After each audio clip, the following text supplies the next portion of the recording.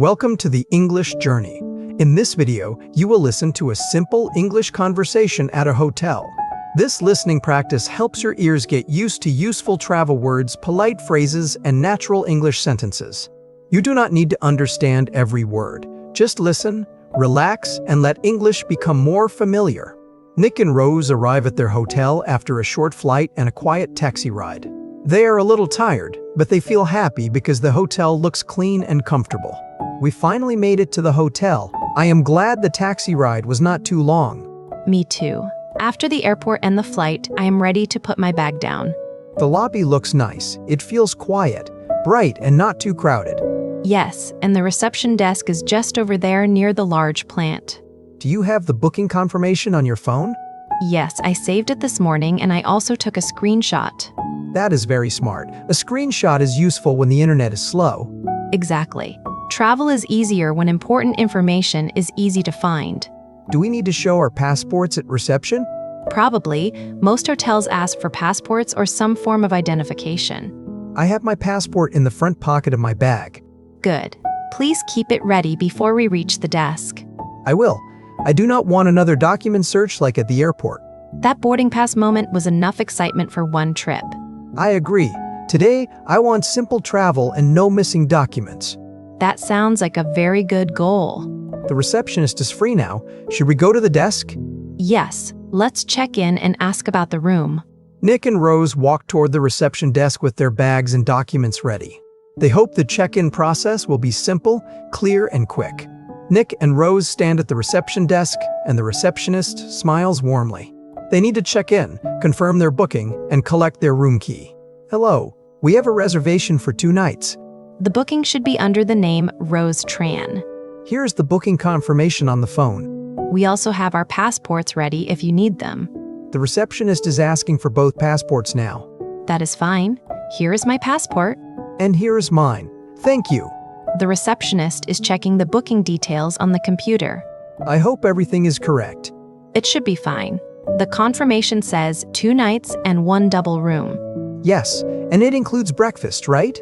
I think so, but we should ask to make sure. Good idea. It is better to check now than wonder tomorrow morning. Exactly. Breakfast is important when traveling. The receptionist says our room is ready. That is great news. I thought we might need to wait. Same here. A ready room feels like a small travel gift. Yes, especially when we are tired. Could you please confirm if breakfast is included? The receptionist says yes, breakfast is included in our booking. Great. What time is breakfast served? Breakfast is from 7 o'clock to 10 o'clock in the morning. That sounds good. We do not need to wake up too early. Yes, but we should not arrive at breakfast at the last minute. True. Last-minute breakfast can feel very stressful. The receptionist is giving us the room key now. Thank you very much. What room number are we in? The room number is 604 on the 6th floor. 6th floor, room 604. That is easy to remember.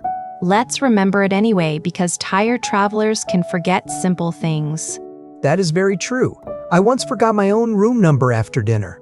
I remember that. We walked along the hallway like confused detectives. It was not my best travel moment. The receptionist gives them 2 room keys and explains where the lift is. Nick and Rose thank the receptionist and move away from the desk. Nick and Rose stand near the lobby sofa and look at the hotel information card. They want to understand the hotel services before going upstairs to their room. Before we go upstairs, should we ask about the Wi-Fi password? Yes, that is important. We may need the internet to check tomorrow's plan. I also want to send a message to say we arrived safely. Good idea. Let's ask now before we forget. Excuse me, could you please tell us the Wi-Fi password? The receptionist says the network name is on the card. I see it. The password is printed under the hotel logo. Great. That is simple enough. Do we need to ask about checkout time too? Yes, we should. It helps us plan the last morning. Excuse me, what time is checkout? The receptionist says checkout is at 11 o'clock in the morning. That is reasonable. We will have enough time after breakfast. Yes, but we should pack most things the night before. That is a responsible idea, but future Nick may not like it. Future Nick will be thankful when the morning feels easier. Future Nick sounds wiser than current Nick. Maybe current Nick can help future Nick by being organized today. That is a good point. I will try to support my future self. Good. We should also ask where breakfast is served. Right. Is breakfast served in the restaurant near the lobby? The receptionist says yes. Breakfast is served in the restaurant on the ground floor. Perfect. That means we do not need to search for it tomorrow. I like when hotel information is clear. Me too. Clear information makes travel feel calmer. Do we need anything else before going upstairs? Maybe we should ask about the lift. The receptionist already said the lift is around the corner, near the lobby cafe. I heard that, but my tired brain wanted to confirm it again. That is okay. Tired brains need extra support. Thank you for understanding my tired brain. You are welcome. Now let's find the lift. Nick and Rose look toward the lobby cafe and see the lift signs beside the hallway. They have the room keys, Wi-Fi information, breakfast time, and checkout time. Nick and Rose walk toward the lift with their bags rolling softly behind them. They feel relieved because the hotel information is clear and their room is ready. The lift is just over here, next to the small cafe. Good. I am glad we do not need to carry our bags up the stairs. Carrying bags to the 6th floor would be a serious workout. Yes, and I did not book this hotel for exercise. Same here. I booked it for rest, sleep, and breakfast. That sounds like a very honest hotel plan. The lift is here. Let's go inside carefully. Please hold the door while I bring my suitcase in. Sure, please take your time. Thank you. The 6th floor button is on the right side. I pressed 6. Now we are moving up. The lift is quiet. That is nice after a busy airport. Yes, quiet sounds beautiful right now. Do you still have the room key? Yes, I have both room keys in my hand. Great. Please do not put them in a strange pocket. I will not. These keys are staying visible and safe. Good. We need them to open the door and maybe use the lift later. Some hotels need the room key to use the lift. Yes, it helps keep the hotel more secure. That makes sense. Safety is important when many people stay in one building. Exactly. Here we are, 6th floor. The lift doors open, and Nick and Rose step into a quiet hallway.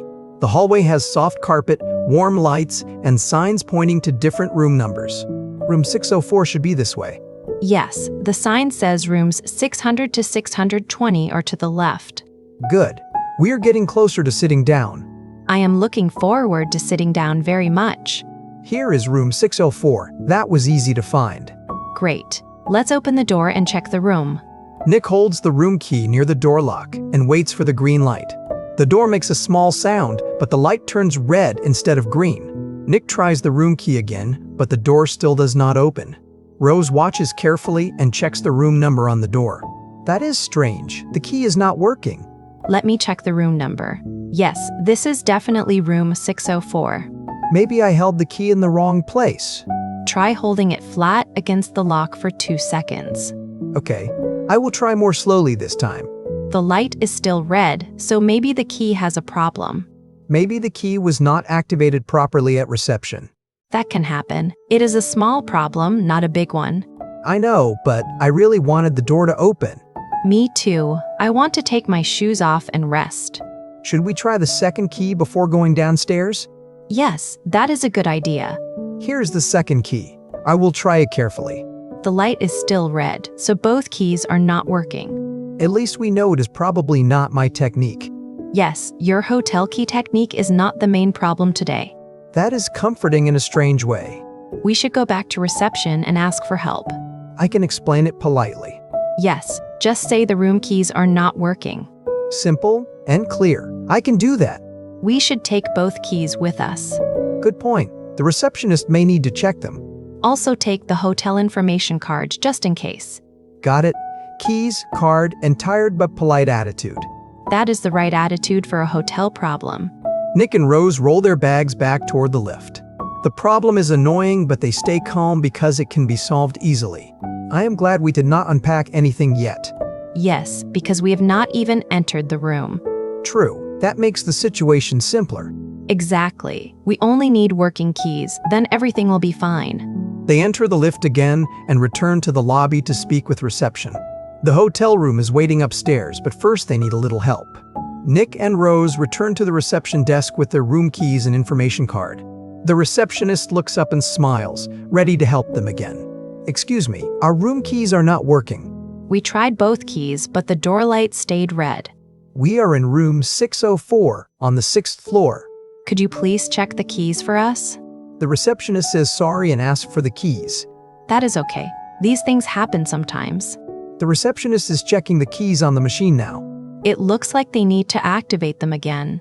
I am glad it is easy to fix. Me too. I was worried we might have the wrong room. Same here. Imagine opening the wrong door by accident. That would be very uncomfortable for everyone. Yes, let's not imagine that too much. The receptionist says the keys should work now. Thank you very much for your help. Yes, thank you. We appreciate it. The receptionist also said to come back if there is any other problem. That is good service. Friendly help makes travel less stressful. I agree. A small problem feels smaller when people are kind. Exactly. Now let's go upstairs again. I hope this is our final lift trip before resting. Same here. The room is starting to feel like a dream. A room with a bed sounds very exciting right now. That is how you know travel has made you tired. Yes, when a bed becomes exciting, it has been a long day. Nick and Rose take the lift back to the 6th floor with their reactivated keys. This time, they feel more confident as they walk toward room 604. Here we are again, room 604, second attempt. Try the key slowly and calmly. The light is green now. It worked. Wonderful. Please open the door before it changes its mind. Good idea. We are finally going in. The door opens, and Nick and Rose step into the hotel room with relief. The small key problem is solved, and the room is ready for them. Nick and Rose enter the hotel room and place their bags near the wall. The room is simple, clean, and quiet, with a large bed near the window. This room looks really comfortable. Yes, it is simple, but it has everything we need. The bed looks very inviting after all that travel. Please do not lie down before we check the room. That is a good warning. If I lie down now, I may not get up again. Exactly. Let's check the bathroom, the window, and the air conditioner first. The bathroom looks clean, and there are fresh towels. Good. The shower looks easy to use too. The window has a nice view of the street. That is lovely. We can watch the city lights later. The air conditioner remote is on the desk. Can you turn it on? The room feels a little warm. Sure, I will set it to a comfortable temperature. Not too cold, please. I do not want to sleep in a fridge. Fair enough. Comfortable, not freezing. Do we have enough power points for our phones? There are 2 near the bed and 1 near the desk. Great. We can charge everything tonight. I will put the passports in the drawer for now. Good idea, but let's remember where we put them. Important documents in the top drawer. I will say it twice. Important documents in the top drawer. Good. Now both of us heard it clearly. That should help us tomorrow morning. Should we unpack everything now? Maybe only the things we need tonight. That sounds sensible. Full unpacking feels like too much work. Yes, we are only staying for 2 nights. I will take out my charger, pajamas, and toothbrush. I will take out my charger, skincare, and clothes for tomorrow. Travel feels easier when the room is organized. Yes, even a little organization can make the stay more comfortable. The Wi-Fi card is on the desk. Should we connect now? Yes, let's connect before we forget the password. I found the network name. Now I am typing the password. Mine is connected. The internet seems fine. Mine is connected too. We are officially settled. Nick and Rose finish checking the room and sit down near the window. The hotel room is comfortable and their travel day finally begins to slow down. Later in the evening, Nick and Rose sit near the window with 2 cups of tea.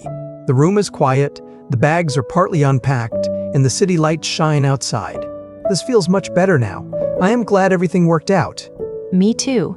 The room key problem was annoying, but it was solved quickly. We stayed polite, asked for help, and got the keys fixed. Yes, and that is useful travel English for real life. Hotel English is important because travelers often need to ask questions. Exactly. Questions about check-in, breakfast, Wi-Fi, and checkout time are very common.